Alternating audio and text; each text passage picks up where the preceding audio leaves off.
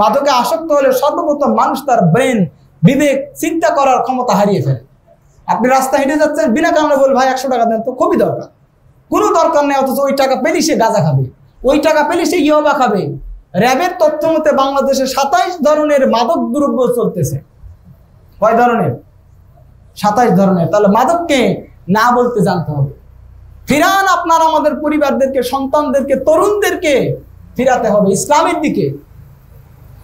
নিজ সন্তানকে হাতে ধরে মসজিদে আসেন, কোথাও ইসলামের আলোচনা চলতেছে, সন্তানকে সঙ্গে করে নিয়ে আলোচনা শুনতে যান, ভালো ভালো প্রোগ্রামে যান, ভালো কথা শোনেন, একসঙ্গে বসেন, আপনার সন্তানের সঙ্গে বন্ধু সুলভ আচরণ করেন।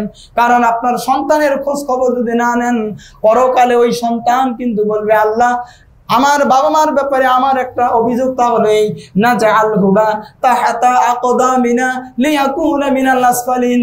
আয় আল্লাহ তাআলা, আমার বাবা মা যখন আমি মাদকে আসক্ত ছিলাম তখন আমাকে বলে নাই এটা খারাপ পথ, এটা জাহান্নামের পথ, এটা খারাপ রাস্তা, শরীর ধ্বংস হবে, মানসিক অবস্থা ধ্বংস হবে, সময় নষ্ট হবে, জীবন নষ্ট হবে, সর্বশেষ আত্মহত্যা পর্যন্ত আসে না নাই। আমার বাবা মা কখনো আমাকে নসিহত করে নাই। রব্বুল আলামিন মাদক গ্রহণ করার কারণে যেহেতু জাহান্নামে যাব, আয় আল্লাহ তাআলা ওই মা বাবাকে আমার সামনে আজকে নিয়ে এসো, নাজআলহুমা তাহাতা আকদামিনা, তাদের বুকের উপরে পা দিয়ে পিস্তলে পাড়া দিয়ে তাদের বুকের উপরে আজকে জাহান্নামে আমি যেতে চাই। আমরা যদি আমাদের সন্তানদেরকে ভালোবাসা দিয়ে, আদর দিয়ে, স্নেহ দিয়ে, ইসলামের আদর্শ দিয়ে যদি না ডাকি, না যদি ফিরাই, না যদি বাঁচাই, তাহলে ওই নিচতলার জাহাজ ফুটা হলে যেমন 10 তলা নিরাপদ নয়, অনুরূপ আমরাও কিন্তু নিরাপদ নয়। সেজন্য এখনই সময়, now is the time to take the decision. এটাই সময় একটা শক্ত সিদ্ধান্ত নেওয়া। জীবনকে ভালোবাসুন, মাদক মুক্ত জীবন গড়ুন। জীবন তো একটা, জীবন কয়টা?